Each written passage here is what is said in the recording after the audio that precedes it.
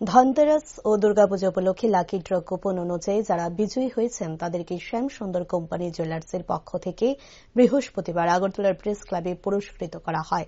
এ বিষয়ে জুয়েলার্সের কর্ণধার জানায়, অন্যান্য বছরে নিয়ে বছরও লাকি ড্র কুপন অনুসারে এই পুরস্কার বিতরণের আয়োজন করা হয়। বিজয়ীরা হলেন সেবরী দেববর্মা, রূপালী পাল ও রাজীব রুদ্রপাল।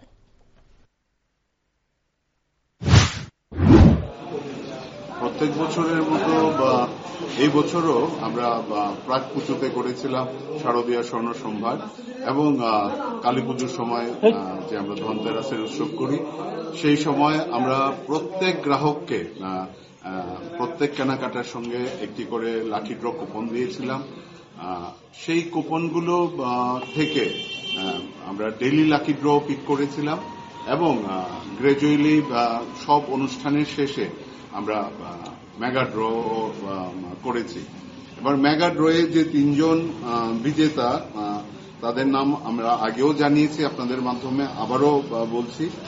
প্রথম জন হলেন শ্রীমতী সেবরী দেববর্মা, যার কুপন নম্বর হল G1516।